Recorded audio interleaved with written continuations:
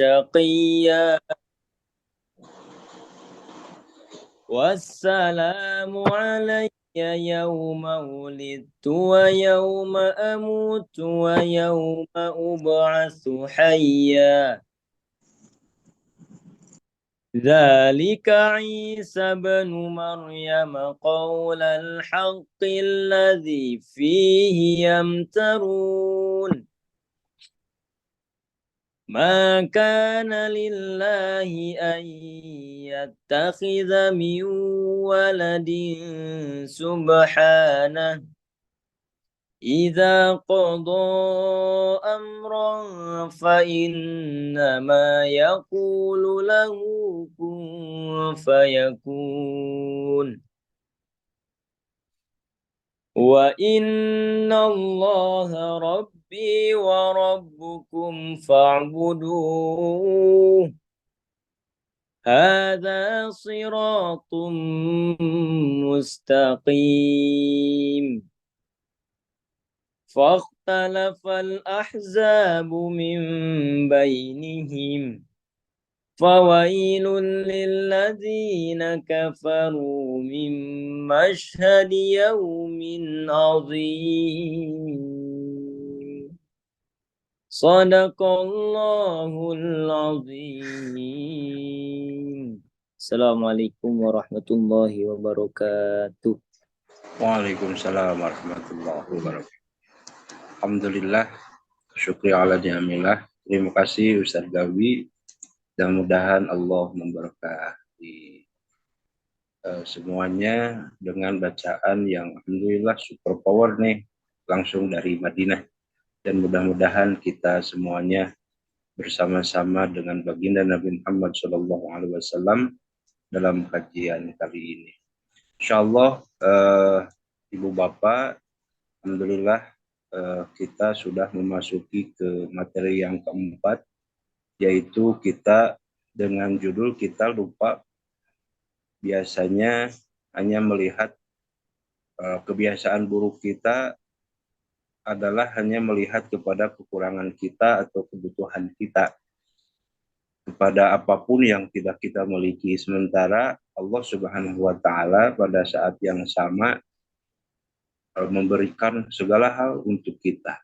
Nah, untuk lebih lanjutnya apa-apa yang barusan saya sampaikan nanti akan dikupas tuntas oleh guru kita semuanya. Kepada guru kita Dr. Kiai Haji Zainul Rafiq M.Hum, kepadanya kami persilahkan.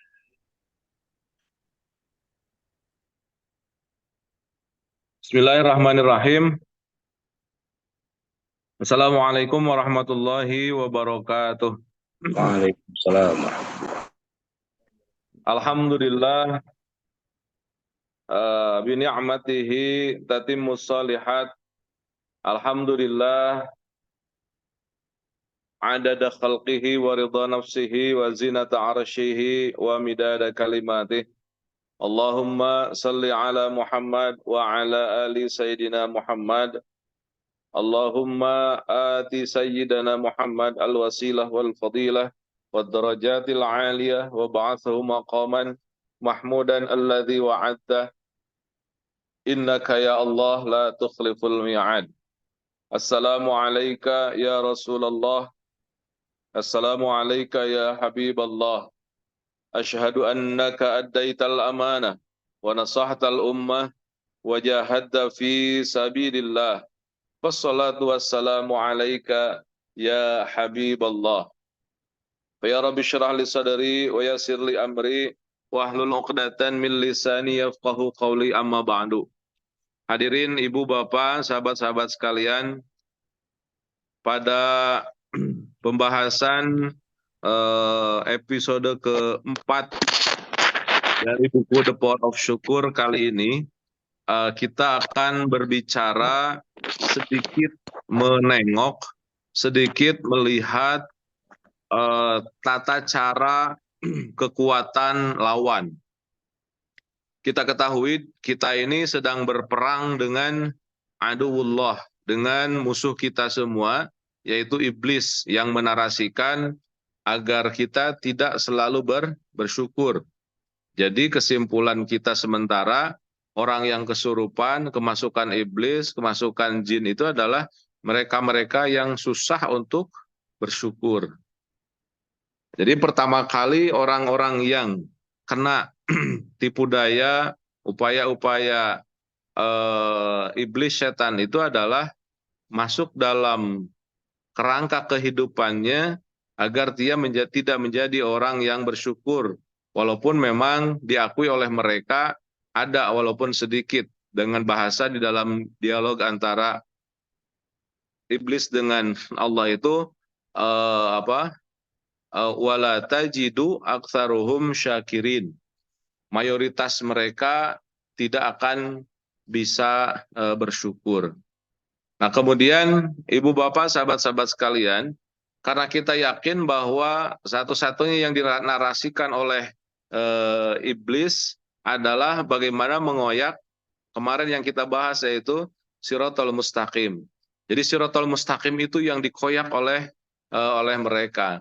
Nah, kesempatan sekarang adalah lebih jauh mengetahui bagaimana cara mereka menyerang. Nah, ini yang sangat penting bagi kita. Kenapa? Untuk memenangkan peperangan. Ibu, Bapak, sahabat-sahabat sekalian, ketika kita berperang, taruhlah misalkan kita lihat perang antara Amerika dengan Irak. Kenapa dimenangkan oleh Irak? Saddam Hussein dan Gubernur Aziz pada waktu itu dengan lantang sekali mengatakan ke seluruh dunia bahwa kemampuan Baghdad akan memporak-porandakan ataupun mengubur semua tentara-tentara Amerika yang landing, yang masuk di tanah Baghdad. Dan semuanya percaya karena kekuatan perang Irak pada waktu itu digembar-gemborkan, disosialisasikan bahwa akan terjadi peperangan yang sengit sekali.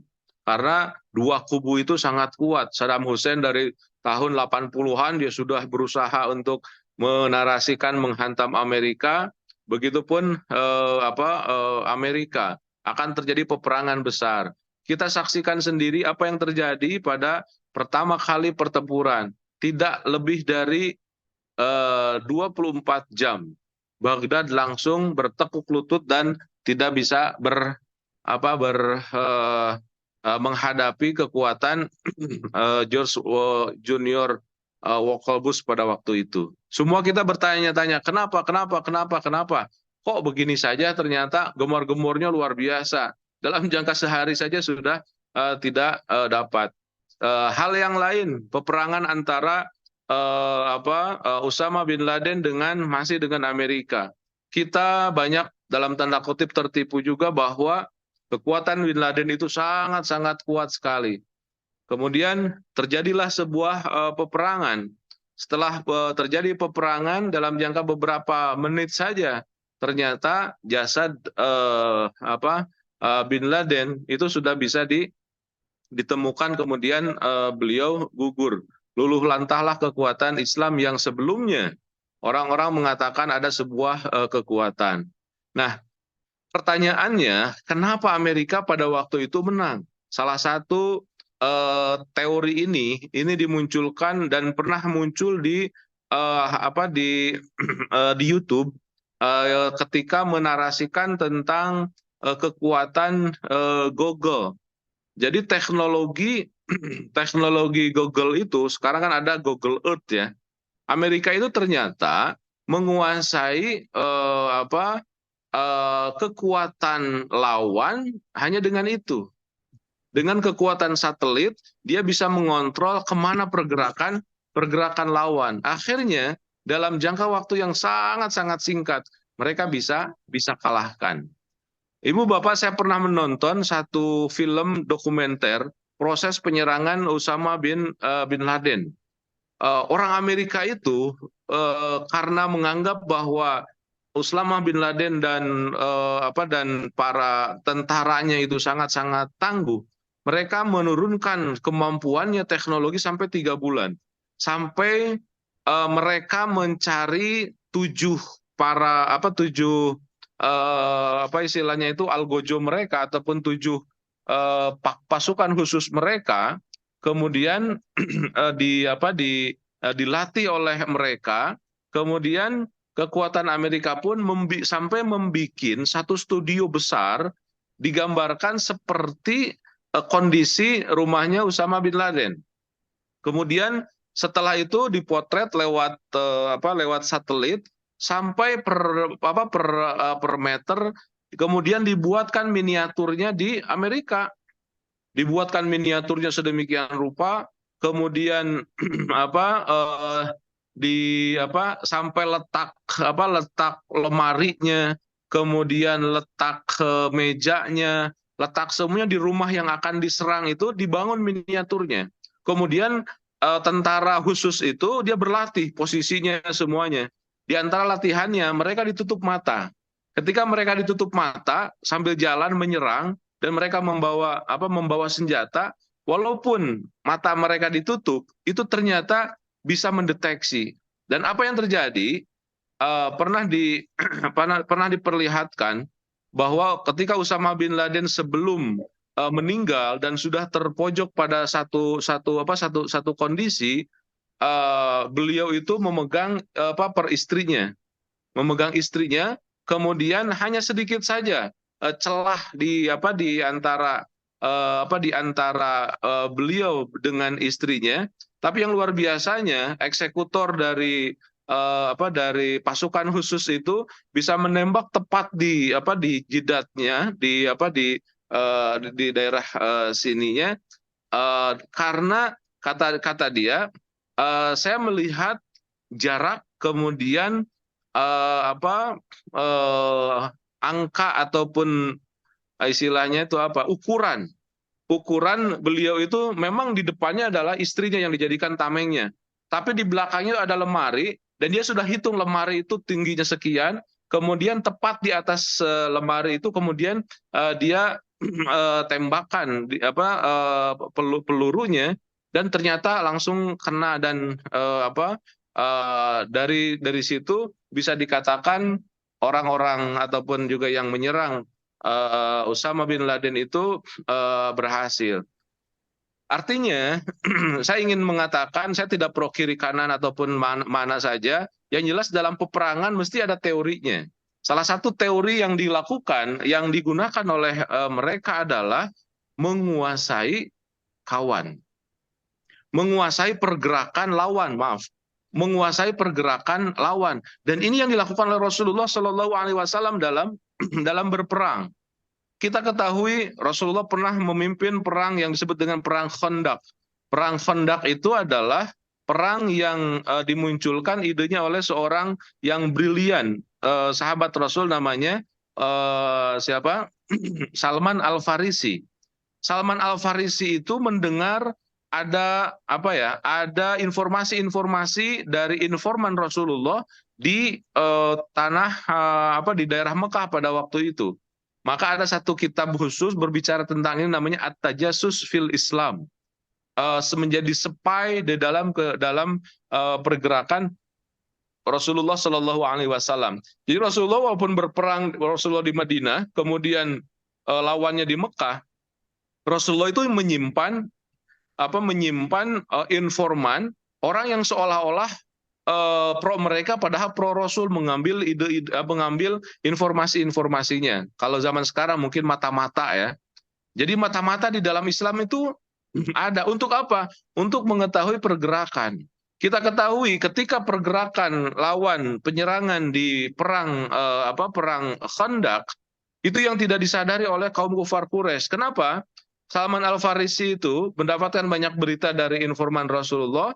Mereka itu akan menggunakan kuda dan juga unta.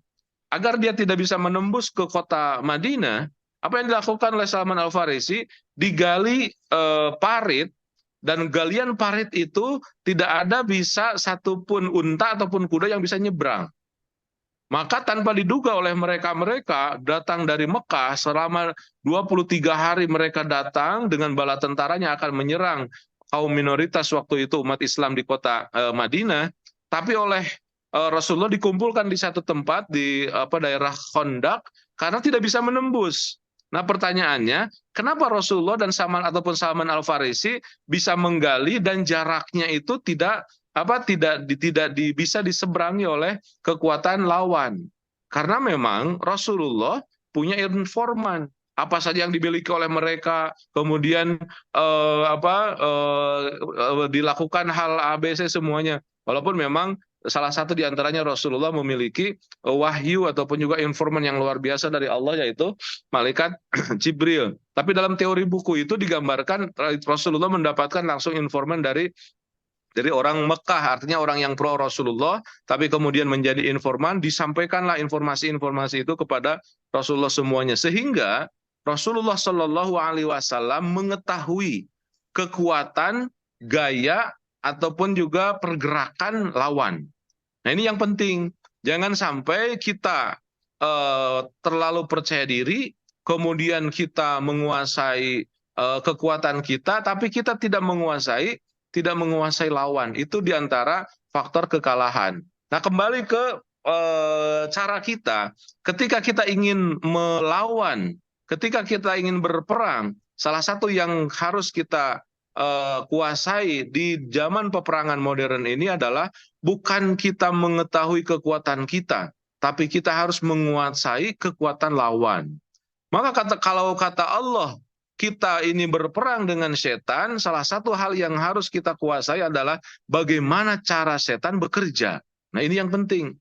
Bagaimana karakter makhluk itu menggerakkan ataupun juga melawan kita.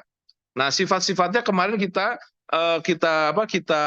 tahu dan dikasih bocoran kan oleh Allah Subhanahu wa taala. Salah satu bocoran dari Allah itu, jangan lupa kita berdoa kepada Allah agar ditunjukkan satu tempat ataupun satu kondisi yang dikoyak oleh mereka, yaitu ihdinas siratal mustaqim, ya Allah guide us to the straight way. Nah, sudah kita bongkar kekuatan mereka yang akan menghancurkan siratal mustaqim. Nah, kemudian pada part sekarang itu ada sifat-sifat ataupun juga cara strategi pergerakan iblis yang akan menghancurkan kita. Apa gerangan? Mereka itu akan selalu bekerja meyakinkan bahwa yang kecil itu selalu muncul, sementara yang besar itu ditutup-tutupi oleh mereka. Nah, teori ini saya tuliskan di dalam buku, dan ngehnya ketika saya melakukan satu kegiatan yang disebut dengan trauma healing. Ibu, bapak, sahabat-sahabat sekalian, pada satu hari, kalau lebih tahun berapa saya lupa lagi, terjadi satu longsor di daerah Pakenjeng di Garut. Waktu itu saya lagi dekat sama wakil Bupati Garut, namanya Pak Diki Chandra. Bupatinya pada waktu itu Kang Aceng Fikri. Nah, saya sering melakukan banyak kegiatan sama Kang Diki Chandra. Pada waktu itu saya masih ingat hari Rabu kalau nggak salah. Saya baru landing di airport di Jakarta, baru pulang umroh. Beliau mengontak saya, Ustadz, punya waktu nggak besok? Kang, saya baru landing. Kenapa gitu? Saya besok akan melakukan perjalanan dinas ke daerah Pakenjeng, tapi karena dari Garut itu keputus jalannya karena longsor, maka akan ke Bandung. Ustadz, langsung aja ketemuan di Bandung dari jalan Pangalengan pada waktu itu. Ya udah, dari bandara saya izin, kemudian saya ke Banjaran, kemudian dari Banjaran berangkat ke Pangalengan. Ibu, bapak, apa yang terjadi? Saat itu adalah hari ketiga terjadi longsor. Jadi lebih dari 250 kepala keluarga itu longsor tanahnya, sekitar satu desa lebih lah. Dan itu mereka tidak punya apa-apa. Rumahnya, kemudian kandangnya, termasuk sawah-sawah ataupun ladang mereka gitu ya. Itu longsor semuanya. Dalam hari ketiga saja itu belum ada siapapun. Baru saya sama Kang Diki berkunjung ke sana bersama tim dari Pemda. Apa yang terjadi? Di situ sudah ada tenda-tenda besar, tenda-tenda yang luar biasa, yang dari Burmese, kemudian dari pokoknya orang-orang non-Islam, orang-orang non-Muslim itu sudah sigap. Bayangkan dalam hari ketiga mereka sudah punya tenda yang bagus, kemudian mereka datang lewat helikopter. Kemudian saya nanya ke Kang Diki sambil berkelakar, Kang, kemana orang-orang Islam? Padahal itu orang 250 kepala keluarga semuanya Muslim. Saya bilang kemana NU, kemana Muhammadiyah, kemana Persis. Malah yang nolong itu dari Bromeus, orang-orang Kristen. Kata Kang Diki, nya kemananya? Jadi orang-orang NU, Muhammadiyah, Persis lagi sibuk ini ngurusin atahiyat ya. Mereka lagi sibuk ngurusin ubudiyah. Sementara hal-hal yang begitu mereka tidak sigap. Jadi bayangkan hari ketiga saja mereka udah turunkan 3 atau 4 helikopter, kemudian wah luar biasa. Nah, saya difasilitasi oleh mereka untuk karena berkunjung sama wakil bupati untuk trauma healing. Maksudnya trauma healing itu mungkin bagaimana agar mereka itu secara mentalitasnya kuat gitulah. Kemudian tenda yang bagus itu disiapkan. Kemudian Kang Diki sambutan biasa, kata Kang Diki, ini saya bawa Ustadz untuk ya sedikit menyampaikan tausiah karena Ustadznya baru pulang dari umroh katanya, trauma healing. Kemudian saya masih ingat waktu itu saya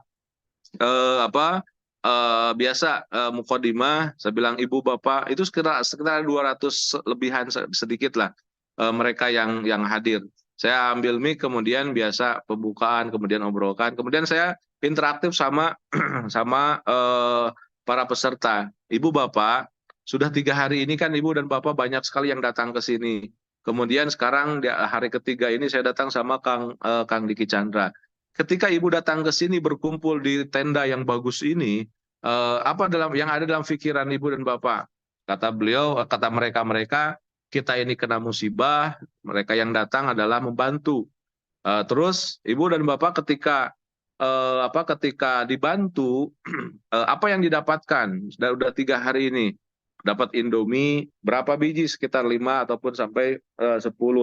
Kemudian dapat uang rata-rata 50.000.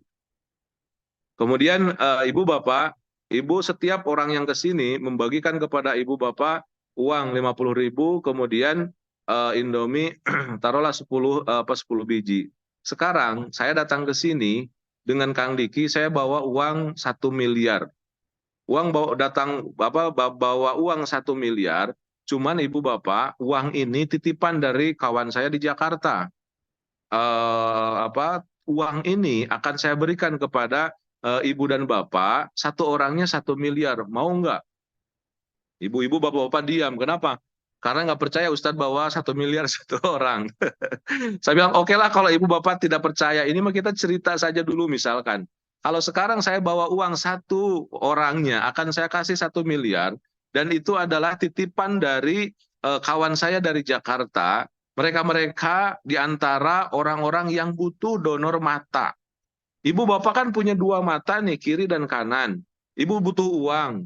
Kemudian 1 matanya itu didonorkan untuk rumah sakit. Tempat teman saya, ibunya yang butuh mata itu, ngasih 1 mata itu 1 miliar. Ada yang mau nggak? Mereka sontak langsung ketika bilang, embung cina. Embung itu Ustaz cina. 1 miliar. Oke, saya tingkatkan 2 miliar Bu Pak. Embung. 5 miliar nggak mau. Sampai 10 miliar Ibu Bapak.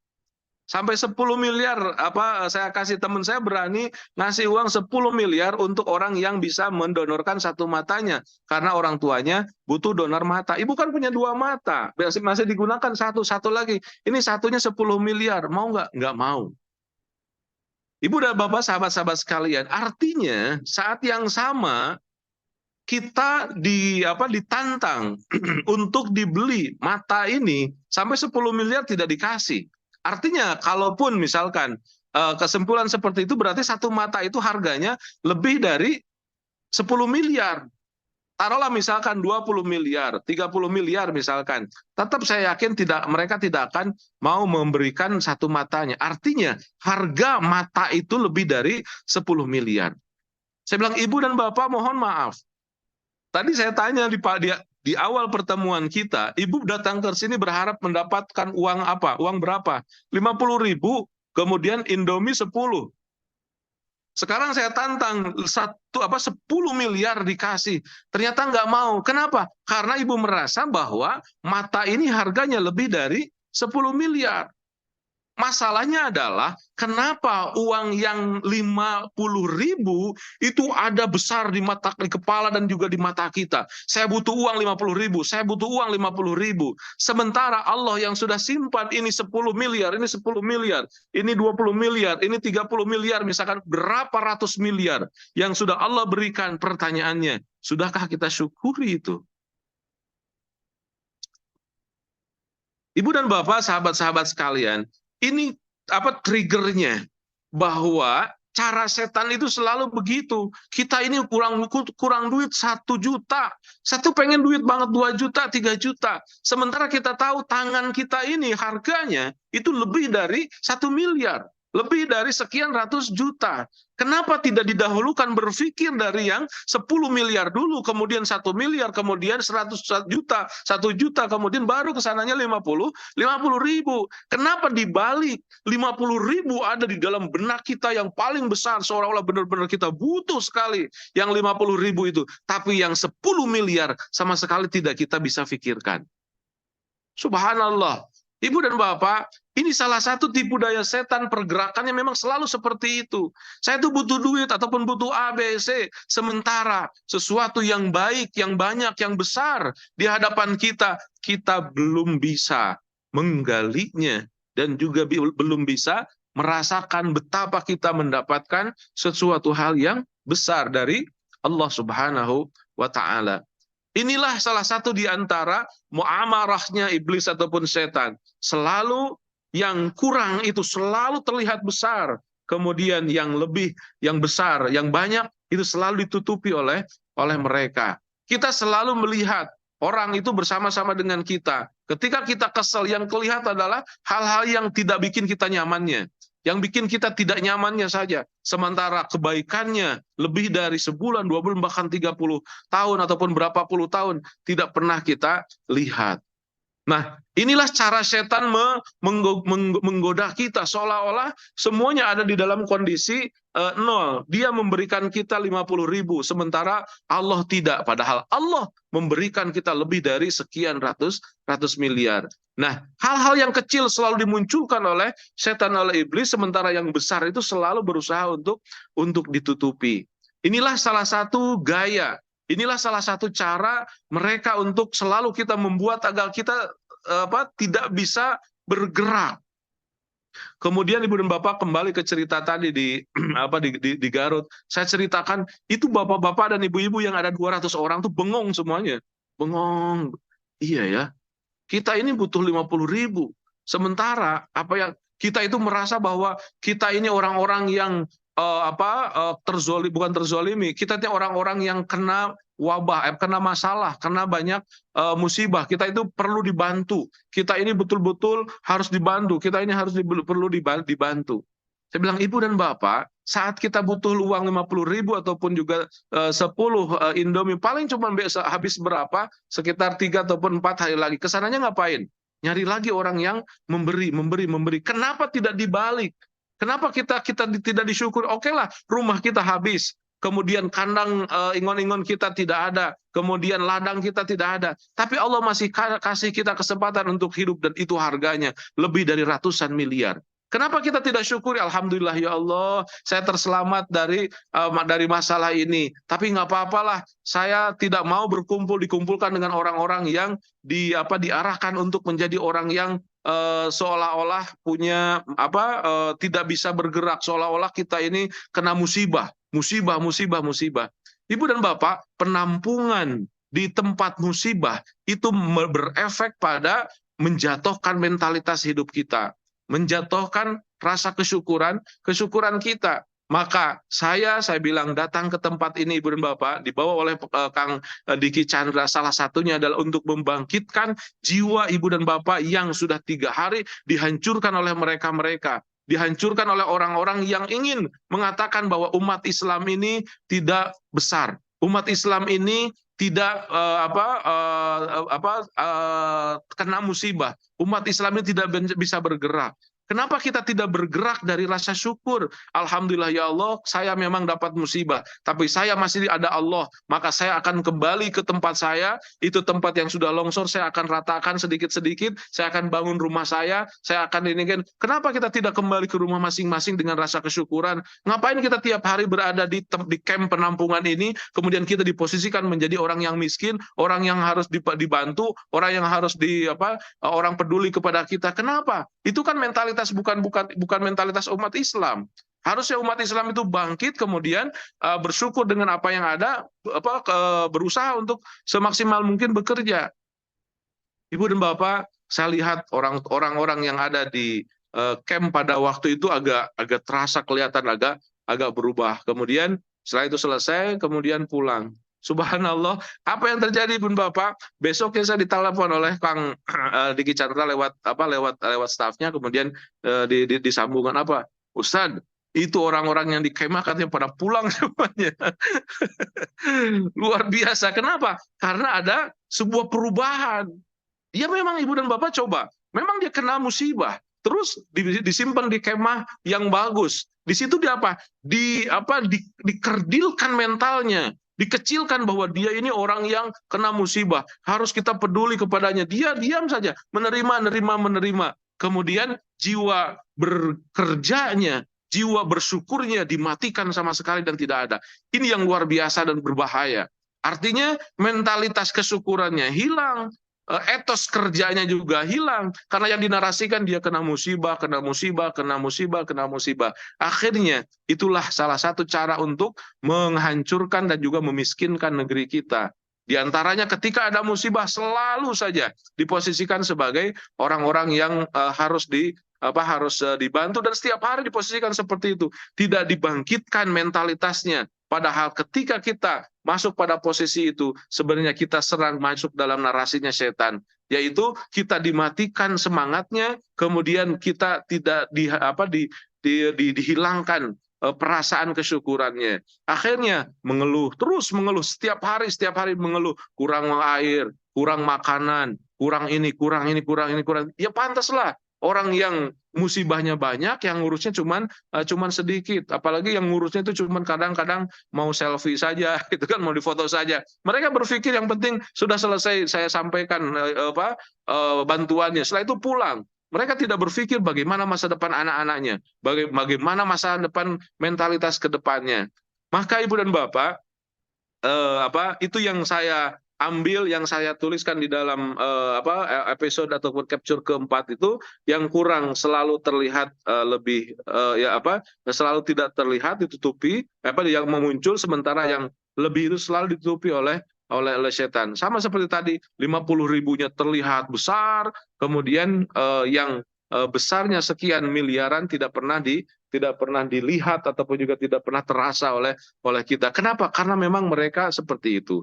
Kemudian pertanyaannya, lalu dari mana, kenapa mereka bisa sampai pada penguasaan itu? Ibu dan Bapak, kita lihat di dalam hadis Rasulullah SAW, inna syaitana minal jasadil insi fi majrad dam. Setan itu, Ibu dan Bapak, ketika menyambar, ketika menghantam manusia di mana fi majrad dam, dalam aliran darah. Aliran darah itu kan masuk ke otak, masuk ke jantung, masuk ke sekujur tubuh kita. Jadi di dalam darah kita yang mengalir, dalam setiap tetesan darah kita, mereka itu menyelinap di situ, masuk ke otak, mempengaruhi pikiran, masuk ke jantung, mempengaruhi perasaan kita. Di mereka menguasai kita lewat apa? Lewat aliran darah. Maka salah satunya aliran darah kita harus sehat. Cara diantara menyehatkan aliran darah seperti apa? Rotasi darah dalam tubuh kita harus lancar. Maka olahraga, kemudian bergerak gitu kan. Kemudian pokoknya darah kita tuh harus mengalir. Kalau darah kita harus mengalir bagus, berarti kekentalan darahnya pun harus diatur. Kemudian juga tekanan darahnya juga harus normal. Artinya harus sehat. Jadi orang sehat itu adalah orang yang terjauh dari kungkungan setan. Kenapa? Karena setan itu masuk di dalam aliran darah. Ibu dan Bapak coba, kalau ibu bapak mau general check up ke rumah sakit, yang diperiksa apa? Tekanan darah, gula darah, hemoglobin darah, kekentalan darah, kemudian apa seluruhnya dengan darah. Artinya pendeteksi kesehatan di zaman modern ini bergantung pada darah. Sementara kata Rasul, jin, setan, iblis itu masuk fi majrodam, dalam aliran darah. Jadi saya ingin menambahkan sebuah kesimpulan bahwa kalau kita meruqyah diri, kalau kita berzikir, kalau kita sholat, kalau kita bacakan sesuatu yang ditakutkan oleh jin setan, itu ternyata akan menyegarkan dan juga melancarkan aliran darah kita. Zikir, sholat, termasuk saum, mohon maaf, itu pun adalah melancarkan aliran darah kita. Kenapa? Karena darah juga masuk diantaranya ke rongga-rongga perut. Kata Rasul, al-batnu baitud da'i. Perut itu adalah rumahnya semua masalah, semua penyakit itu berawal dari perut. Maka sangat benar sekali kalau Islam menarasikan ya minimal setahun sekali, selama 1 bulan kita berusahakan untuk mengosongkan, tetapi tidak kosong selamanya. Artinya rotasinya agak ditinggikan kondisi kosong perut itu, karena memang kosong perut itu merupakan sarana untuk menjernihkan darah kita. Bahkan kan dalam hadis lain digambarkan setan itu masuk di aliran darah, maka sempitkan itu jalur aliran darah itu dengan saum.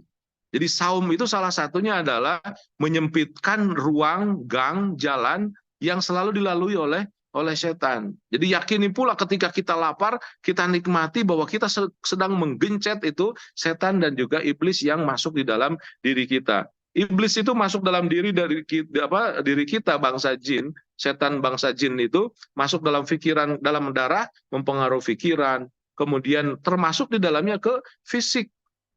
Saya punya dosen ngeluaran satu buku yang menurut saya sangat berani. Dosen saya mengatakan gini, semua penyakit itu berawal dari setan, dari jin. Nah, dari mana caranya? Itu dari hadis tadi tentang aliran darah. Buktinya dokter aja semua pendeteksiannya dari mana? Dari darah. Termasuk dalam Ibnu Hajar menggambarkan ketika hadis taun, bahkan bertanya, ya Rasulullah, apa itu taun itu? Rasulullah mengatakan apa? Wakhzu aduwikumus syayatin. Jadi wabah yang terjadi itu sebenarnya adalah tusukan dari musuh engkau, yaitu setan. Jadi sebenarnya, mohon maaf kalau terlalu berani dan tidak ada agak perbedaan, bahwa COVID itu sebenarnya juga adalah jin. COVID itu adalah serangan dari makhluk Allah, dari musuh-musuh kita. Dan COVID itu sebenarnya bisa selesai juga kalau kita tahu caranya dengan meruqyah diri kita. Bahkan saya pernah lihat ada artikelnya, orang-orang yang kena COVID itu satu keluarga diterapi dengan ruqyah, diterapi dengan cara pengobatan dengan dibacakan ayat-ayat Allah, dengan ayat-ayat ruqyah, dan deteksinya ternyata sehat. Artinya saya ingin mengatakan bahwa gaya ataupun cara kerja makhluk Allah yang kita harus berperang dengannya itu seperti itu. Jadi masuk di dalam tubuh kita, masuk dalam diri kita, kejiwaan kita, termasuk juga yang luar biasanya adalah mempengaruhi daya dan juga cara mengapresiasikan spiritualitas kita kepada Allah Subhanahu wa Ta'ala. Jadi ibu-ibu dan bapak-bapak, sahabat-sahabat sekalian, demikian cara kita mengetahui bagaimana kekuatan lawan kita. Jadi lawan kita itu sungguh sangat cerdik sekali. Lawan kita itu sungguh sangat luar biasa sekali ketika dia menyerang kita. Maka salah satu di antara poin yang ingin saya sampaikan adalah kuasai cara lawan menyerang kita, maka kita akan menang. Seperti digambarkan di awal, kenapa George Walker Bush itu menang melawan Saddam Hussein? Karena kehidupan Saddam Hussein itu 2 bulan sebelumnya sudah diketahui oleh George Bush. Kemana dia, di mana dia, dia kan larinya di tong sampah pada waktu itu dibuatkan bunker, dan itu memang sudah kedeteksi oleh mereka dari satelit. Waktu itu kan Google Earth belum rame, tapi ketika teknologi itu pernah digunakan oleh orang-orang Amerika dan berhasil, baru di share ke kita. Jadi umat Islam itu selalu agak terlambat, ya minimal kalau tenanganlah terlambat daripada hente. Kenapa? Karena yang menguasai teknologinya adalah mereka. Ya, peradaban kita memang sekarang sedang dikuasai oleh mereka. Namun yakin kalau dalam teori sejarahnya Ibnu Khaldun itu kan ada sebuah rotasi, dan mudah-mudahan rotasi ke depan termasuk dalam dunia informasi 4.0 sekarang ataupun dunia digital, mudah-mudahan generasi-generasi Islam lebih bisa memanfaatkan dan lebih bisa menyertainya. Artinya teknologi peradaban ini bisa dikuasai oleh orang-orang yang bersyahadat, orang-orang yang memiliki nilai-nilai dari Al-Quran dan juga dari Al-Hadis. Ibu Bapak, itu sementara yang bisa saya sampaikan merupakan kelanjutan dari sifat bagaimana musuh kita itu memperdayakan kita, dan teori besarnya kita harus menguasai mereka. Jadi belajar, kemudian menggali informasi-informasi bagaimana cara mereka bekerja, inilah yang sedang kita bahas pada kesempatan ini, bahwa jin setan itu masuk dalam tubuh kita bukan tidak masuk akal, tapi ternyata logis. Salah satunya hadis yang sahih yang tadi kita bongkar, yaitu tentang majrodam. Dari situ saja kemudian muncullah bagaimana kita cara mendeteksi ataupun juga keluar dari serangan mereka. Termasuk ada istilah kalau misalkan di kita pengobatan alternatif gitu ya. Itu memang dari arah darah itu. Kalau saya sih lebih cenderungnya bukan alternatif, justru ini pengobatan yang inti, yang kimiawi itu baru alternatif. Nah, yang pengobatan secara holistik, cara menggunakan teori dan juga alur-alur seperti ini sebenarnya yang harus dikuasai oleh kita, oleh umat Islam. Tapi tidak bisa, Islam itu kan tidak membuat ataupun tidak menjadikan fenomena dogmatis ataupun juga paternalistik. Artinya jangan digambarkan di dalam Islam itu akan ada tabib-tabib yang super ataupun yang ilmunya tinggi. Tidak ada orang yang di dalam Islam itu, wah itu mah orangnya sakti, bisa mengeluarkan jin dari tubuh orang lain. Nggak ada, semuanya bisa.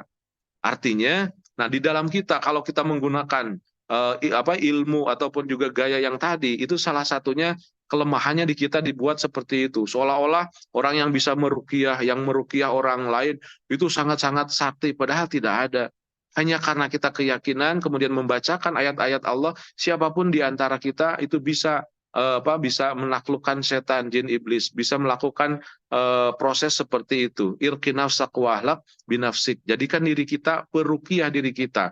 Jadikan diri kita peruqyah saudara-saudara kita, pasangan kita, anak-anak kita. Kita yang harus menjaga kita. Karena narasinya kan ku anfusakum wa ahlikum naro. Jaga dirimu dan juga keluargamu dari naro. Terutama bapak-bapak ini harus menjadi ahli peruqyah, harus menjadi orang yang bisa menaklukkan mereka. Salah satunya adalah yang barusan kita bahas. Oh ternyata pengaruh psikis dalam kejiwaan kita, kemudian juga berpengaruh ke fisiknya. Kita juga harus bisa memperdayakan musuh kita. Jadi Bun Bapak, ini adalah bahasa lain dari bahasa bahwa kita harus bisa meruqyah. Karena bayangkan kalau misalkan dalam buku ini saya tuliskan kita harus menjadi peruqyah gitu kan. Itu asumsinya sudah agak beda. Kenapa? Ya karena memang kondisi di alam kita memang seperti itu. Kita harus bisa melihat suasana. Jadi intinya di part keempat ini sebenarnya itu adalah mukodimah. Kita berbicara tentang ilmu ruqyah. Dan ilmu ruqyah itu bukan hanya untuk ilmu membersihkan setan orang yang kesurupan, tapi ternyata mereka menjatuhkan mangsanya dari kemampuan kita untuk bersyukur. Jadi kalau kita menjadi orang yang ingin meminta terus, disantuni terus, sebenarnya kita sudah masuk dalam narasi mereka. Dan kita harus kembali. Kata Rasulullah, fal yuharrik. Kalau kita sudah ngerasa kena gitu, fal yuharrik, bergeraklah. Bergeraklah itu artinya tempatnya harus dirubah ataupun darahnya harus digerakkan dengan cara olahraga ataupun dengan cara dirubah. Mohon maaf, kadang-kadang kalau ibu bapak datang ke orang yang sudah tahu, biasanya kan lagi tidur posisi begini, oh saya kena urup-urup, balikan tempat tidurnya. Itu pun salah satu di antara makna fal yuharrik. Ataupun juga kalau bahasa sepuh dulu itu apa? Cing atau titirah kak bumi lain gitu kan. Misalkan di rumah kita itu selalu kita bermasalah, di rumah kita selalu sakit saja. Ada istilah titirah, pindah ke rumah orang tua. Itu pun sama. Kenapa? Karena di antara kelemahan iblis itu, setan, ibu bapak, dia tidak punya mata. Bukan tidak punya mata, tidak tahu tempat letaknya. Kalau misalkan yang diserang itu misalkan pokoknya disimpan di sini, kemudian kita pindahkan, itu mereka tidak akan bisa. Maka Rasulullah mengatakan seperti itu. Kalau dalam kondisi seperti sekarang misalkan ada masalah, minimal tempat tidurnya ataupun bantalnya dibalikan. Kemudian kan meludah sedikit gitu ya.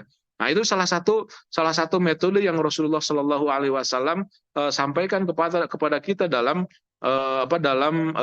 hadis-hadis terutama tentang bagaimana kita melawan kekuatan jin, setan dan juga iblis. Itu mungkin Ustadz Fahmi yang bisa disampaikan untuk sementara.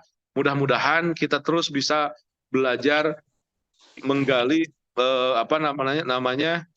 bagus sekali kalau Ibu dan Bapak punya buku ataupun mencari buku-buku tentang bagaimana sifat-sifat jin, setan, iblis dalam memperdayakan kita. Dan di bab inilah hari ini kita membahas tentang itu.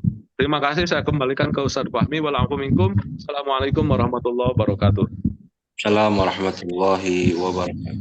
Alhamdulillah, Ibu Bapak sekalian, kita sudah mendengar tentang bagaimana caranya supaya kita memenangkan peperangan setan dan iblis. Tadi ada beberapa hal yang saya lihat bahwa simpulannya adalah jangan lupa untuk selalu meminta kepada jalan yang lurus kepada Allah. Yang kedua, selalu bergerak atau fal yuharrik, atau dalam istilah Rasulullah menyunahkan untuk selalu bergerak. Silaturahim mungkin kepada langsing, Ustaz. Langsing. Olahraga dan sebagainya. Terus dengan cara berzikir, salat dan saum kita hari ini. Terus apalagi kita harus tahu tentang ilmu ruqyah mungkin ya. Ruqyah itu bukan selalu mengeluarkan jin dan iblis setan di dalam diri kita, tapi mungkin lupa untuk bagaimana cara kita bersyukur kepada Allah. Nah, begitu mungkin untuk hari ini. Silahkan Bapak yang mau bertanya, karena nanti siapapun yang yang aktif bertanya, aktif untuk memberikan masukan, insya Allah nanti ada reward ya Ustaz ya. Masya Allah. Hadiahnya mulai keluar ini kayak.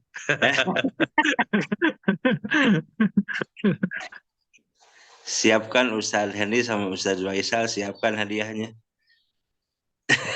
Siap. Assalamualaikum.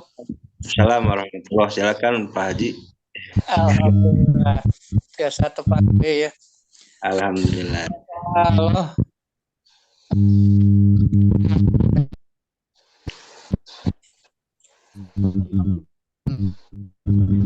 Alhamdulillah. Tentang COVID.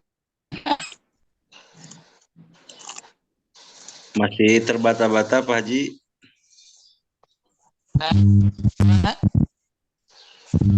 Suaranya masih belum kedengaran. Kirangnya. Suaranya kekerejetan. Kekerejetan. Iya, rada awon mana witi paling dia teh. Ayeuna kumaha? Saya. Kita ayeuna rada kapengkeun bade ditaroskeun teh. Penjelasan atas nerima bahwa semuanya itulah yang terbaik. Sehingga kita berupaya menerima apa yang telah di sisi lain kita dikasih untuk belajar beramar ma'ruf nahi munkar dalam artian mengubah sesuatu atau bertugas untuk mengubah tadi dari penyakitan menjadi sehat salah satu. Dan dua sisi mata kita disiapkan mental untuk menerima apa yang Allah telah berikan. Itulah yang paling kemenangan yang utama. Terus yang kedua kita mungkar secara nafsu, secara keinginan kita ingin merubah juga, jadi tekik-tekik gitu. Kantornya kita sedang merasakan itu di negara orang, memang betul tadi dikuasai oleh mereka mempromosikan hidup hedonisme dan segala macam. Angin rentai tak dua sisi etak mah menyikapina. Satu sisi yang termasuk golongan menerima gitu. Di satu sisi ada tugas oge beramar ma'ruf. Gitu Pak Intan. Sementawis.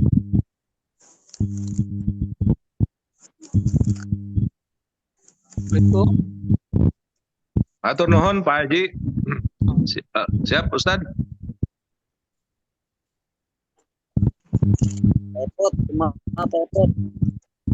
Mengapot tanah masih mute. Mangga silakan Ustadz langsung. Baik, hatur nuhun pisan Pak Haji Hilman. Memang ada sebuah ketika kita mau bergerak seperti apa, ada sebuah proses dilematis ketika kita menerima ataupun juga menyerang, mana yang akan kita harus dahulukan. Sebenarnya bahasan yang lebih spesifik yang kita bahas Pak Haji Hilman sekarang itu di part berikutnya. Besok nanti kita akan cerita juga tentang hal tersebut. Tapi nggak apa-apa, kesempatan ini pun untuk kita coba bahas ketika ada amar ma'ruf nahi munkar, kemudian kita ingin juga menerima ataupun juga mengkondisikan bahwa sesuatu yang terbaik itu sedang kita dapatkan dari Allah Subhanahu wa taala. Nah, Pak Haji, kalau saya secara pribadi lebih melihat memang cara pandang ataupun juga cara gerak orang-orang agak berbeda ya. Artinya pergerakan orang yang punten misalkan orang-orang yang di FPI dengan orang-orang yang di MUI dengan orang-orang yang di Majelis Tarbiyah ataupun di NU atau di mana, masing-masing punya ijtihad yang berbeda-beda. Nah, kalau bagi saya kalau dikaitkan dengan amar ma'ruf nahi munkar, maka kita cermati bahwa hadis amar ma'ruf nahi munkar itu ada tingkatan-tingkatannya. Man ra'a minkum munkaron falyughayyir kan biyadihi. Kemudian Kalau tidak mampu bilisanihi. Kemudian yang ketiga di biqalbihi, tapi katakan aful iman. Artinya kenapa Rasulullah membuat dalam pola gerak amar ma'ruf itu ada 3. Ini berarti ada skala prioritas. Nah, bagi saya secara pribadi, skala prioritas itu fal yughayyir biyadihi itu adalah harus dengan dukungan konstitusi. Artinya kita bisa yughayyir biyadina dengan syarat kita sedang memegang palu. Nah, kalau kita tidak punya palu, kemudian gogorowokan di alun-alun gitu kan, itu bukan proses amar ma'ruf. Bahkan itu kelemahan kita bisa diarahkan menjadi tauhid gitu ya. Kalau dalam kacamata itu gitu. Saya lebih cenderung bahwa ada satu pemikiran yang bagus, yaitu pemikiran Al-Azhar, pemikiran moderat. Pemikiran moderat itu, Pak Haji, mohon maaf kalau agak berbeda ya. Pemikiran moderat dari Al-Azhar itu adalah tidak pernah berbenturan dengan pemerintahan yang sah. Seperti apapun pemerintahan kita harus mengikutinya. Bagi saya secara pribadi, selama pemerintah tidak melarang sholat, maka kalau toh itu menjadi putusan yang sah, ya kita ikutin. Nah, kalaupun kita punya narasi yang kontra dengan pemerintahan yang besar, itu sama saja kalau menurut saya, mohon maaf. Kalau menurut saya itu sama dengan menghamburkan energi. Jadi energi kita habis. Hal yang sama, mohon maaf, terjadi lebih dari 42 tahun. Ikhwanul Muslimin itu di Mesir itu bergerak dalam pendidikan, di pesantren, di lembaga pendidikan, kemudian juga di ekonomi. Ketika ada kesempatan sedikit saja di Mesir itu, kemudian jadi pimpinan yang tertinggi, kemudian belum siap dengan pergerakan politik ke lawan, apa yang terjadi? Akhirnya dimandulkan dan justru dikudeta, dan kudeta itu sangat-sangat luar biasa. Pertanyaannya, kenapa yang mengkudeta itu kan umat Islam? Kenapa dengan umat Islam berbenturan sekali? Nah, ini artinya strategi untuk memenangkan pun tidak hanya dengan strategi yang agitatif ataupun juga harus berusaha untuk menyeimbangkan. Karena ini kan masuk ke dalam wilayah politis. Kenapa fikih itu harus diatur oleh pemerintah? Salah satunya adalah di situ. Maka pendekatan saya selalu menyampaikan bahwa di antara pemikiran yang moderat itu, dia tidak pernah berbenturan dengan pemerintah yang sah. Artinya, kalaupun ada kesalahan dikit-dikit, kita coba reduksi, dikecilkan, kemudian dicari kesamaan-kesamaan dengan pemegang kekuasaan. Artinya bukan kita mengikuti zolim, tapi kita menyelamatkan diri kita dan juga umat masyarakat. Kalau kita senangnya bertempur, senangnya fal yughayyir biyadihi, semuanya harus kita robah sesuai dengan etos pergerakan amar ma'ruf gitu kan. Ini justru yang telah menjadikan negara-negara Timur Tengah itu porak-poranda. Negara-negara Timur Tengah itu menjadi menjadi pecah-pecah karena memang implementasi dari hadis ini. Ada pemimpinan yang salah, turun ke jalan, kemudian lakukan penghakiman sendiri, sehingga tidak terjadi sebuah rotasi yang soft lah gitu. Nah, pergerakan Islam yang seperti itulah ternyata di seluruh negara tidak ada yang sukses. Yang sukses adalah, mohon maaf, di negara kita di Indonesia, pergerakan seperti misalkan founding father kita, kaum Nahdiyin, itu luar biasa. Kita ini gaya dakwah seperti Wali Songo itu yang paling tepat. Artinya masuk ke dalam milieu, masuk ke dalam karakter masyarakat yang sebenarnya, membaur, kemudian mengislamkan. Itu yang kemudian disebut dengan pergerakan yang Islami. Jadi tidak usah kita bergerak pakai bendera, ini Islam, siapa yang ikut bareng aku, ayo, gitu kan. Yang tidak gitu. Tapi Islam itu betul-betul semuti gitu kan. Nah, ini memang akan kita bahas pada part berikutnya, bagaimana kita ridho dengan yang ada, tapi kita pun tidak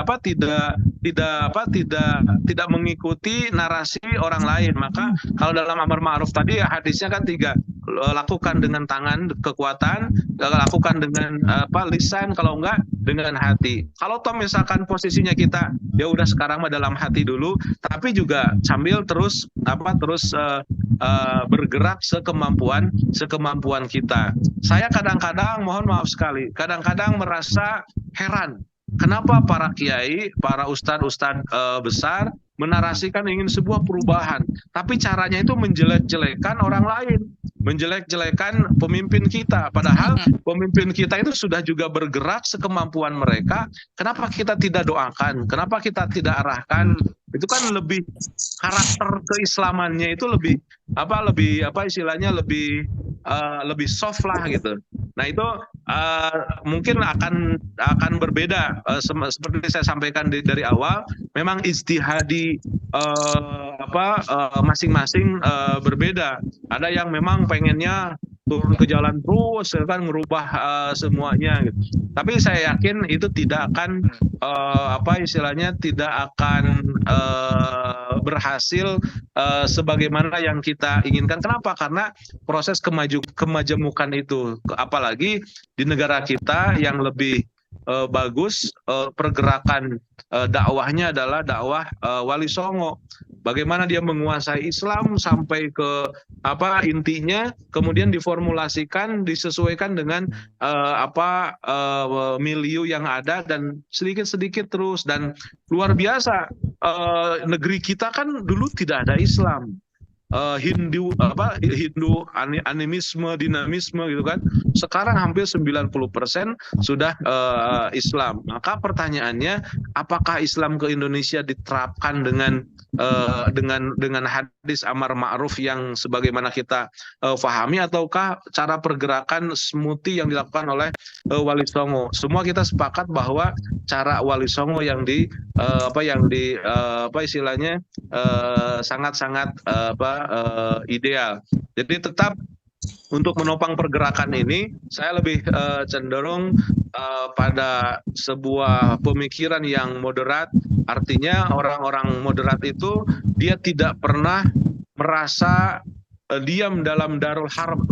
Dia berada di dalam darul aman, di Darussalam, tapi sedikit sedikit membangun nilai-nilai yang ada di dalam komunitasnya ataupun dalam kehidupan bernegara. Kemudian etika merubah pun harus didahulukan, tidak bisa merubah karakter orang dengan mengobrol aibnya di jalanan ataupun di mimbar-mimbar, karena itu akan menjadi sebuah masalah baru dari proses keinginan kita untuk merubah sesuatu. Sekali lagi mohon maaf Pak Haji kalau agak sedikit perbedaan, dan insya Allah kita ke depan akan lebih gali lagi. Kalau nggak salah di part berikutnya itu tentang yakin bahwa semua yang terjadi adalah yang terbaik dari Allah Subhanahu wa Ta'ala. Sakitu sementara satu nuhun oge hapuntenna. Sama-sama alhamdulillah pencerahan tapisan. Memang mobil di posisi tadi itu ya, kayak yang paling menggelitik, takut Allah Subhanahu wa Ta'ala, kurang mendiamkan yang udah batal gitu. Betul. Siap. Nuhun. Ya, nuhun pisan Pak Haji. Wali Songo solusi insya Allah. Siap. Nuhun pisan. Sakedik wanita mungkin di edisi baru alamin ditulis amin, pamit lepas amin teh mana amannya. Di maksad amin ya robbal alamin itu semoga Allah mengabulkan. Penulisannya dua ini untuk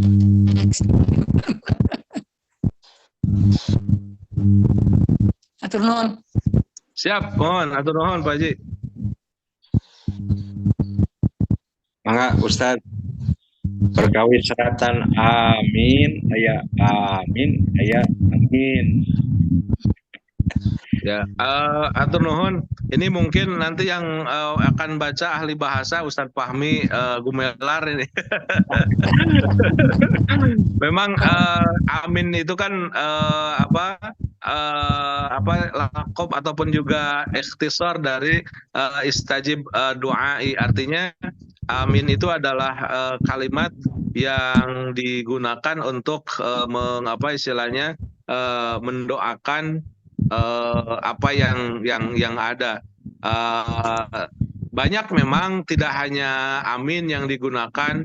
Upami di Mesir mah Ustaz Fahmi ya, ada istilah kalimat ya Rob itu juga digunakan untuk hal yang sama. Kemudian istajib doai, kemudian termasuk qabul itu pun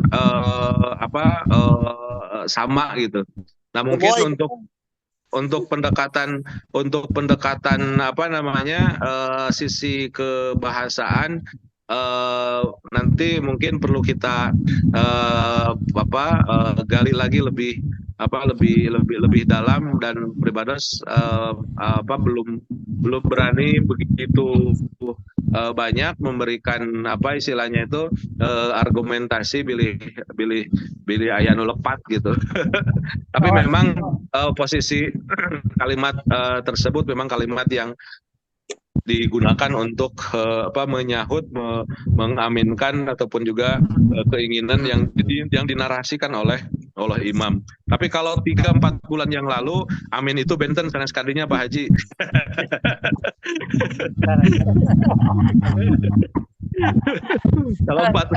Kalau 4 bulan yang lalu mah itu mah dukungan Pak Awang. Kami beneran sama saya. Nuhun Pak Haji, mangga Pak Ustaz Fahmi. Ya, mangga. Awang bilih aya nu bari teruskeun Pak Awang. Eta di mute mic-na. Mic-na di mute. Buka heula mic-na. Mangga. Ya. Assalamualaikum warahmatullahi wabarakatuh. Waalaikumsalam warahmatullahi wabarakatuh. Telat Ustaz ya, si kasiangan. Anu bade ditaroskeun teh kieu tadi. Ada tingkatnya jin, setan, terus iblis. Eta teh anu lebih dominan ngaguda ka manusia teh anu mana gitu kan, anu panggasatna. Terus anu kedua sebetulnya eta kan kita itu harus memposisikan diri berperang gitu kan dengan setan gitu kan.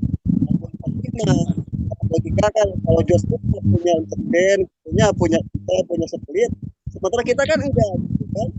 Jadi kita kita bisa menguasai mereka gitu kan, harus bagaimana caranya. Mungkin seperti itu Ustaz. Assalamualaikum warahmatullahi wabarakatuh. Wabarakatuh. Terima kasih Pak Awang. Ustaz, bagaimana nih tingkatan nah setan, nah iblis, nah jin paling tinggi nu mana?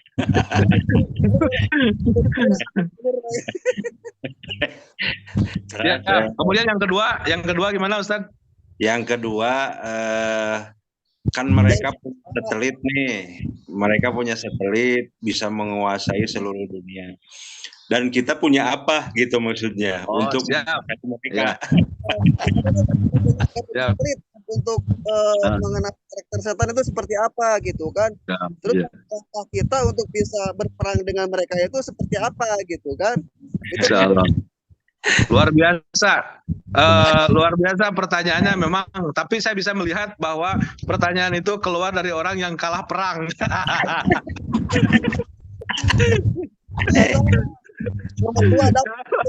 Kenapa? Karena tanda-tandanya optimisme tidak ada gitu. Ya. Baik, Kak Nuhun, Pak Awang.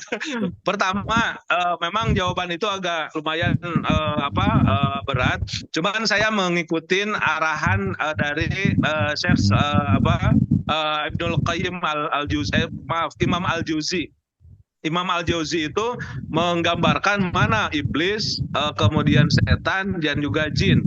Jadi mempadankannya begini, Ustaz, bahwa kalau dulu ada iblis, kemudian di kita ada Adam, kemudian sekarang ada ada setan, ada Bani Adam. Kemudian setan itu dari bangsa jin, sementara kita dari bangsa manusia. Jadi padanannya itu iblis dengan Nabi Adam, kalau setan itu dengan manusia, kalau jin itu kalau setan dengan Bani Adam, kalau jin dengan insan. Nah, jadi iblis dan setan itu dari bangsa jin. Jadi jin itu bangsa, iblis itu bangsa jin. Jin itu kan dari kata jannah, jannah itu samar. Jadi makhluk yang samar, ada iblis, ada setan. Kalau iblis zaman dahulu, kalau setan zaman sekarang. Iblis itu karakternya, Ustaz, iblis itu tidak mati. Tidak dimatikan. Dalam Al-Quran digambarkan, angzirni ila yaumi yub'atsun. Ya Allah, jangan dimatikan aku. Kemudian kata Allah apa? Fa innaka minal mungdhorin. Ya udah, nggak apa-apa, ente tidak mati. Artinya, mohon maaf, iblis yang mengganggu Nabi Adam sekarang itu ada. Masih ada dan tidak dimatikan. Bisa dibayangkan Nabi Adam saja yang sudah pernah masuk di surga, yang beliau adalah sebagai nabi, itu tergoda. Apalagi kita yang setiap hari di pasar gitu kan. Nah, ini salah satu busronya. Artinya leveling Allah itu lebih luar biasanya apa? Menyamakan ataupun juga mengecilkan iblis. Dulu iblis yang bisa mengganggu Nabi Adam itu bisa kita kalahkan. Bisa kita kalahkan dengan cara apa? Nah, ini nanti yang berikutnya. Nah, kembali saya ingin lebih pertajam dulu. Jadi agar tidak mulakbat antara iblis, jin, kemudian setan. Nah, kalau zaman kita ada Nabi Adam, ada kita selaku Bani Adam, dan kita dari bangsa Nas, dari bangsa manusia. Iblis dan juga setan itu dari bangsa jin. Jadi jelas padanannya ya, tidak mulakbat. Jin itu adalah bangsa, kemudian iblis itu adalah bangsa jin di zaman dahulu. Kalau bangsa jin dalam zaman sekarang adalah setan. Nah, iblis tidak dimatikan sampai hari akhir. Kalau setan itu bisa dibunuh. Setan itu bisa diperdayakan. Itu dalam beberapa hadis ada. Misalkan Kang Awang di rumah itu ada sesuatu, kemudian ketika dikersahkan ngelihat ada asbak di hadapan kita, kemudian kita dengan keyakinan Bismillah, dengan nama Allah kita lemparkan, kita bunuh itu setan, itu bisa. Maka kalau misalkan ada orang yang meruqyah itu bisa membunuh setan, itu memang bisa. Mereka itu bisa terbunuh. Kemudian populasi mereka itu 10 kali lipat dari kita. Artinya rendah sekali mereka itu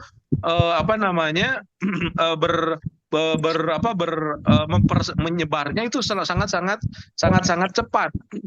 Dan mereka itu dari bangsa jin, jannah, tidak terlihat. Maka kalau ada orang yang saya melihat jin, itu berarti tidak sehat. Jadi orang yang melihat jin itu bukan berarti wah hebat ini orang nih indigo gitu kan. Kalau menurut saya bukan indigo, mohon maaf kalau berbeda. Kalau menurut saya itu harus diruqyah, berarti ada masalah di matanya. Karena yang sehat itu tidak bisa melihat jin. Apalagi mohon maaf ibu bapak, sahabat-sahabat sekalian, lihat di TV, wah ada kiai pakai sorban kemudian memburu hantu gitu kan.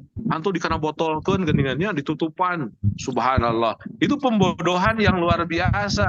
Dan itu sama sekali jangan, apalagi nanti misalkan Pak Awang, aduh di rumah teh aya genderuwo atau naon, langsung telepon ke tim nanti ke tim pemburu hantu. Dongkap ka bumi abi cenah pang ieu keun digambar geningannya kemudian pak pikpuk sorangan asupkeun kana botol. Haji atos cenah ieu lebet kana botol ku abi bade dicanak sabaraha 6 jutaan.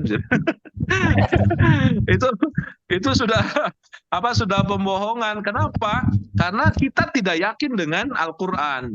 Nah, kembali kalau pertanyaan yang kedua tadi Pak Awang, atau mereka seperti digambarkan tadi, gimana hebatnya Josh Walker Bush dibanding dengan Saddam Hussein yang sekali satu gebrakannya sudah kalah karena mereka menguasai satelit semuanya gitu kan. Nah, ini yang jadi poin kita pada kesempatan ini. Allah itu menjadikan Al-Qur'an itu adalah mukjizat. Di antara mukjizat Allah yang luar biasa, mukjizat yang Allah berikan kepada Nabi Muhammad adalah Al-Qur'an. Mukjizat orang selain atau nabi selain Nabi Muhammad itu kan sesuatu hal terbatas dengan waktu dan juga ruang. Misalkan Nabi Musa, dia punya mukjizat yang bisa mengetukkan tongkatnya kemudian terbelah lautan. Nabi Isa bisa menghidupkan orang yang mati. Mukjizatnya Nabi Muhammad apa? Al-Qur'an. Jadi saking senangnya, saking murahnya Allah Subhanahu wa taala kepada umat Nabi Muhammad, itu mukjizatnya diberikan kepada kita langsung. Jadi yang megang mukjizat itu kita. Caranya apa? Ya mukjizat itu dalam Al-Qur'an. Maka mukjizat itu tidak bisa disimpan di lemari gitu kan. Kemudian tahun sekali ketika Ramadan buka sehari sajuz, setelah beres alhamdulillah saya 30 juz selesai. Itu bukan mukjizat, itu mah baca paling rimbon dalam tanda kutip, mohon maaf. Artinya bahwa Al-Qur'an itu adalah senjata. Kalau Kang Awang tadi bilang misalkan mereka menguasai satelit. Al-Qur'an itu lebih dari satelit. Bahkan menembus satelit. Kalau satelit mungkin hanya kasat mata. Al-Qur'an itu bisa ngegedor zat yang memiliki satelit. Makanya saya katakan tadi, wah ini orang yang kalah. Kenapa? Karena tidak yakin dengan mukjizat yang diberikan oleh Allah kepada kita. Artinya, mohon maaf, ketika kita gunakan Al-Qur'an untuk bisa memperdayakan mereka, itu berarti sudah luar biasa. Maka Allah menggambarkan ala anna awliya Allah la khaufun alaihim walahum yahzanun. Sifat waliullah itu, dan kita ditarik untuk menjadi waliullah, salah satunya adalah la khaufun wala yahzanun. Jangan takut, jangan sedih. Artinya seluruh bimutlaqil kalimat la takhaf, jangan takut, dan juga jangan bersedih. Itulah sifat-sifat dari karakter yang menyerap nilai-nilai yang ada di dalam Al-Qur'an. Jadi tidak ada rasa takut, tidak ada rasa sedih. Itulah istilahnya mentalitas waliullah, mentalitas yang diinginkan oleh Allah lewat Al-Qur'an dan juga Al-Hadis. Maka mari kita tambahkan sebuah keyakinan. Dalam hadis lain digambarkan kalimatnya seperti ini. Ala anna kaidal syaitan dha'ifa. Tipu daya setan itu dhaif. Walaupun memang setan itu bisa masuk dalam memperdayakan kita, tapi ingat ala anna kaidah syaitan dha'ifa. Mereka itu sangat-sangat dhaif, lemah. Asalkan kita on the track. Salah satunya adalah bismillah, dengan nama Allah. Jadi ketauhidan kita munculkan, maka kita akan menjadi pemenang, akan menjadi pemimpin dalam peperangan ini. Jadi hanya tinggal menaikkan, mengupgrade kemampuan kita tentang keyakinan Al-Qur'an, maka semuanya akan menjadi akan menjadi sebuah kemenangan bagi kita. Dan luar biasa, sangat menarik sekali kalau kita berbicara tentang hal-hal seperti ini, dan insya Allah kita akan akan kita update terus. Atur nuhun Kang Awang, banyak menginspirasi bahasan-bahasan kita. Selanjutnya monggo saya kembalikan lagi ke Ustadz Fahmi. Ya, sebetulnya ini udah jam 6:30 ini Pak Ustadz. Masih ada satu yang nanya dari Pak Denny ini. Siap. Energi dalam setiap orang berbeda-beda. Ada orang yang melatih energi dalam dirinya seperti berlatih meditasi atau energi yang dilatih dari selalu bersyukur. Nah, energi itu akan berpengaruh ke dalam semua hal. Misalkan kita ada rasa kesel atau marah sama pasangan atau istri. Istri tiba-tiba jadi sakit, apakah benar energi kita itu secara tidak langsung mempengaruhi orang yang kita kesel atau kita marah sama seseorang, ya, untuk kita bisa mengontrol energi yang ada dalam diri kita. Temun, apakah itu pertanyaan dari Pak Denny, Ustaz? Baik, Nanti terima kasih Kang Denny. Saya sangat-sangat setuju bahwa pada kondisinya memang akan seperti itu. Jadi hidup kita ini adalah hidup energi. Jadi hati-hati memang energi kita ini saling sifat energi itu saling berpengaruh. Makanya kemarin dari awal itu kita berbicara membahas didahulukan tentang sebuah energi. Sifat energi itu kan memang akan saling menguntuk. Kalau kita energinya negatif, kemudian bertemu dengan orang yang negatif itu akan menjadi besar. Nah, begitupun dalam kehidupan kita, kalau istri kita negatif, kita positif pun akan menjadi masalah. Jadi itu harus selalu diupayakan bersama-sama agar kita ada dalam kondisi kenyamanan. Kemudian salah satu materi ataupun juga wasilah ya di dalam ilmu ruqyah juga itu dibahas tentang yang namanya al-ain. Kan Rasulullah menggambarkan bahwa al-ainu hakun. Jadi ain itu apa? Melihat orang dengan senang dan melihat orang dengan sebal itu sama. Karena energinya berlebihan.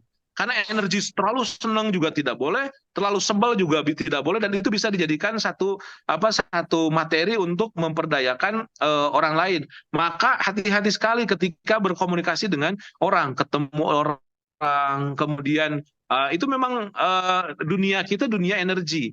Nah, kalau dalam bahasa sekarang itu yang kemudian disebut dengan dunia kuanta ataupun kuantum. Katanya dalam dunia kita sekarang itu sekarang ditemukan, kalau dulu ada istilah fisika Newton, sekarang ada istilah fisika kuantum. Nah, fisika kuantum ini kalau saya baca itu hampir sama dengan cara berpikir substansial di dalam Islam. Jadi kita jangan, kalau fisika Newtonnya itu hanya kekuatan sadar yang 12%, artinya materialisme. Tapi fisika kuantum ini, fisika kuanta ini yang harus menjadi sebuah istilahnya konsentrasi kita. Jadi energi, termasuk misalkan sakit, orang sakit, kemudian juga kita bisa sehatkan itu dengan energi yang positif. Kadang-kadang suka ada misalkan Kang Awang sok sering ka bumi cik pangerukiahkeun cenah. Ini kadang kata embung wang gitu kunaon, karena energi kita juga lagi down. Itu kadang-kadang orang yang suka merukiah kalau energinya lagi lagi down itu bisa pindah ataupun juga menjadi tambah sakit. Kenapa? Karena memang hal-hal seperti itu memang dalam suasana energik gitu. Nah, kemudian sifat-sifat energik itu Kang Denny apa? Itu meleverage, membangkitkan ataupun mempengaruhi yang lain. Saya terus terang saja, kalau anak saya lagi kecil dulu sering rewel, sakit-sakitan. Saya nggak pernah ajak langsung ke dokter. Saya deketin istri saya, ibunya, tanya ada apa gerangan. Ternyata ibunya pengen jalan-jalan ke mall. Setelah jalan-jalan ke mall, sehat. Jadi kadang-kadang penyakit itu memang dari istilahnya itu dari energinya, energi yang kuat terhadap anak-anak itu dari ibu. Maka hati-hati dengan istri kita untuk menjaga anak-anak kita itu dari istri kita. Maka kan istilahnya itu tadi, kalau istri kita tidak bahagia, anak-anaknya juga masih banyak sakitan. Jadi Pak Awang, kalau anaknya panas tong mulian Webodrexin gitu kan, ajak istrinya ke Asia Plaza jalan-jalan gitu. ke pasar Singaparna. Pami sahur Ustaz Faisal manjadalah jada. Menjada gitu ya. Ya, jadi kembali ke Kang Denny tadi bahwa memang energinya dalam kehidupan kita itu ada, dan itu inti dari kehidupan kita. Kalaulah Imam Syekh Sya'rawi itu menggambarkan ketika sifat-sifat orang yang bertakwa, alladzina yu'minuna bil ghaib. Ghaib itu kan tidak terlihat. Salah satunya adalah energi itu kan. Itu mungkin Ustaz Fahmi, mangga. Siap. Terakhir dari Ibu Nur Hayati. Assalamualaikum Pak Ustaz, izin nanos. Tadi pan saurna setan dari golongan jin. Tahpan aya istilah jin jahat sareng jin baik. Eta kumaha maksudna? Nah setan teh aya sareng anu baik oge gitu. Baik, atur nuhun Ibu sa? Bu Nur Hayati. Ya. Nur Hayati. Atur nuhun Ibu Nur, ini memang pertanyaan yang mendasar. Ibu dan Bapak, mohon maaf kalau agak berbeda pendapat. Saya berpendapat bahwa jin itu memang ada yang jin muslim, Bu. Kalau Ibu nanti pernah ke Mekah, kalaupun bukan nanti ke Mekah, ketika city tour itu di akhir suka diarahkan sebelum ke hotel kembali itu ada lewati masjid jin. Masjid jin itu setelah Ma'la, Pak Haji Ilman ya, kita ketika city tour dari Ji'ronah itu kan, Ji'ronah lewat Jabal Nur, kemudian lewat Makbarah Ma'la, kemudian lewat Masjid Jin. Di sebelah kanan biasanya kita lalui. Nah, Masjid Jin ini adalah masjid yang memang dulu tanahnya sama Rasulullah digaris. Jangan lewat sini nih katanya. Kenapa kata sahabat, kata Rasul, ini sedang berkumpul bangsa jin. Jadi orang-orang makhluk-makhluk bangsa jin itu mereka juga bersyahadat kepada Rasul. Jadi Rasulullah itu adalah utusan untuk bangsa manusia dan juga bangsa jin. Artinya disimpulkan ada juga jin yang muslim. Tapi ingat Ibu, jin muslim itu soleh. Jin muslim itu soleh beribadah, tapi di alam mereka masing-masing. Kita alamnya beda. Kalau ada yang mengatakan bahwa jin ini jinnya muslim dan masuk dalam kehidupan kita, disimpan ku kiai saya, disimpan ku guru saya, itu bohong. Itu namanya jin fasik. Untuk apa kehadiran jin itu ada, jin fasik yang mengganggu, yang menyatakan muslim, itu untuk menghilangkan ketawakalan kita direct kepada Allah. Misalkan Ibu didongkapan ku seorang kiai besar, Bu, bagadu masalah gini-gini, sok ku abdi disimpan ya, ada jin muslim, jin ini akan membangunkan Ibu ketika tahajud, kemudian ini kemudian kemudian kalau Ibu mau belanja, Ibu mau jualan, dijagalah ku iya gitu kan. Apa yang terjadi? Yang hilang adalah ketawakalan Ibu kepada Allah langsung. Tenang ya, ada titipan, ada backing di Pak Ustadz, jinnya namanya jin si Anu, tapi ini jinnya muslim, dan benar. Dan itu saya pernah menghadapi, ada kawan yang memang setiap jam 2 dibangunkan oleh jin itu, dibangunkan dan dia bangun. Maka dia berterima kasih kepada jin tersebut. Tapi di luar itu ketaatan dan juga ketawakalan yang direct kepada Allah terhalang oleh karena ada posisi jin yang dianggap jin muslim itu dan baik. Maka caranya bagaimana? Hilangkan itu semua. Dan kita jangan sesekali ingin bertemu dengan mereka. Dalilnya dalam Al-Quran, la tatamannau biliqa'il adu. Jangan berharap kita bertemu dengan aduwullah. Nah, terus kan mereka itu ada yang muslim. Iya muslim, tapi mereka taat kepada Allah. Dan di alam mereka tidak ada sangkut pautnya antara dunia kita dengan dunia jin. Kalaupun ada, itu jin yang nyeliwuri.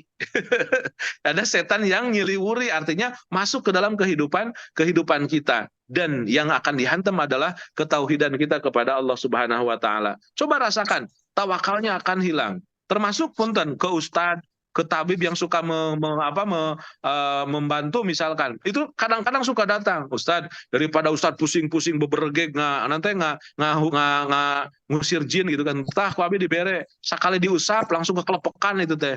Memang benar karena mereka sebangsanya, ya kan? Tapi kan jadi keyakinan kita jadi hilang. Oh, nih saya jadi bisa memperdayakan orang, nih saya jadi bisa menyehatkan orang. Akhirnya ujubnya timbul. Nah, itu tidak boleh, akhirnya dihilangkan. Maka bersihkan tubuh kita, bersihkan diri kita dari makhluk-makhluk yang tidak kita rasakan. Kita mah enjoy dengan kehidupan yang sekarang, tapi ingat bahwa Al-Quran diberikan kepada kita sebagai mujizatnya Rasulullah Shallallahu Alaihi Wasallam. Maka antara kita dengan Allah difasilitasi oleh Rasulullah Shallallahu Alaihi Wasallam, itu adalah bagian manifestasi dari syahadat kita. Asyhadu an la ilaha illallah wa asyhadu anna Muhammadan Rasulullah. Manifestasi ketauhidan asyhadu an la ilaha illallah, kemudian manifestasi ta'abudi ataupun juga al-irtibat, dan juga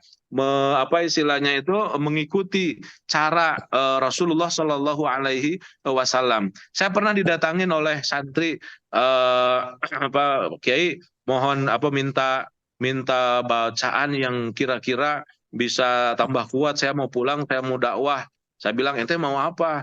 Di tempat saya tuh katanya jeger semuanya. Saya mau dakwah. Terus bagaimana, apa yang ente inginkan? Gimana kalau misalkan dia mukul saya tidak berdarah? saya bilang ke santri itu, ente tahu nggak dalam sejarah di Nurul Yakin kan dibahas ya, Rasulullah itu dilemparin batu berdarah nggak? Berdarah. Terus ari maneh naon make datang nyangan ilmu supaya nanti di balai dokter ente getihan kan yukhalif terhadap metode Rasulullah Shallallahu Alaihi Wasallam. Banyak sekali santri-santri yang begitu, apalagi santri-santri yang salafi ya. Wah, saya mau mukim, saya mau dakwah, tolong di mandian saya kemudian diijazahkan satu ilmu yang wah pokoknya sakti lah gitu kan. Saya bilang Rasulullah aja dilemparin berdarah, masa kita nggak mau berdarah gitu kan. Artinya itu tinggal mindset saja yang dimainkan sehingga kita betul-betul pure mengikuti Allah dan juga Rasulnya. Makhluk-makhluk yang begitu memang sangat menantang dan kadang-kadang mengganggu.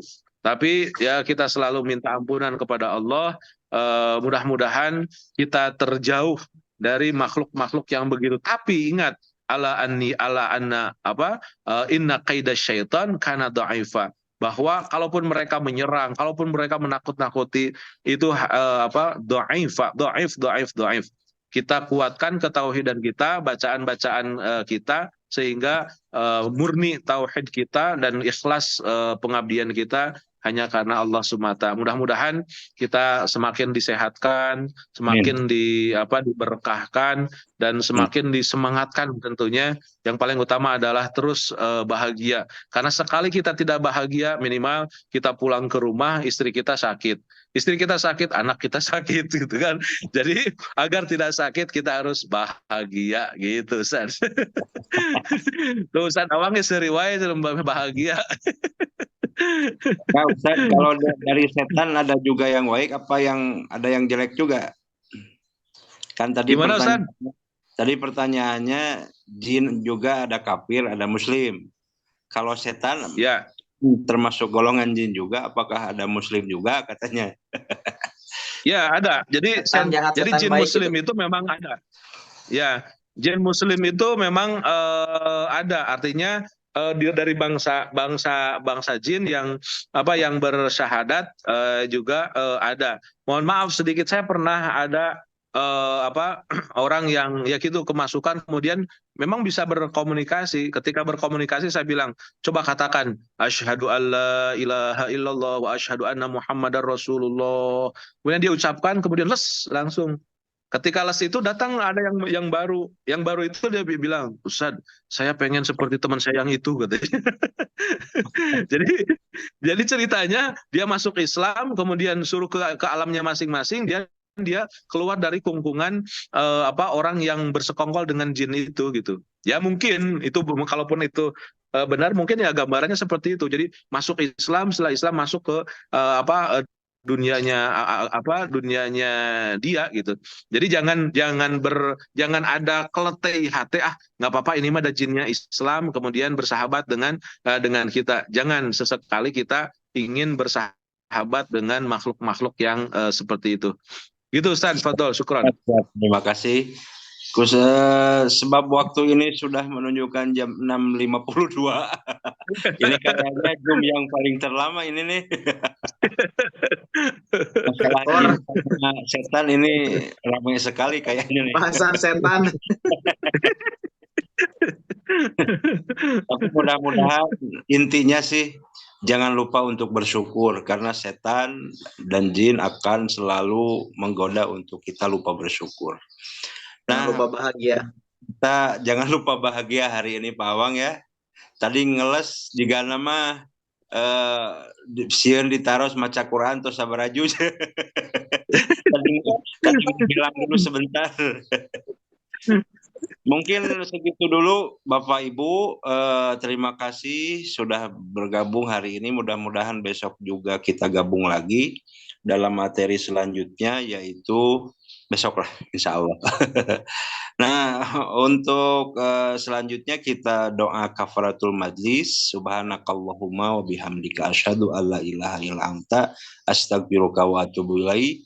Terima kasih, mudah-mudahan kita selalu bersyukur, mudah-mudahan kita selalu disehatkan, dikuatkan oleh Allah Subhanahu wa taala. Hatur nuhun walafu minkum. Wassalamualaikum warahmatullahi wabarakatuh. Ingat Waalaikumsalam warahmatullahi wabarakatuh. tadi tolong dicatat karena nanti akan diberikan reward ya. Catat. Siap. Terima kasih. Mangga, assalamualaikum warahmatullahi wabarakatuh. Assalamualaikum warahmatullahi. Ngandi nuju di mana? Bandung. Bandung. Waduh, gaya mudik atau lebaran. Bagian di Tasik lebaran insyaallah. Iya, siap. Orang ngaliwet kayak sawal. Healing. Siap. Bagian healing.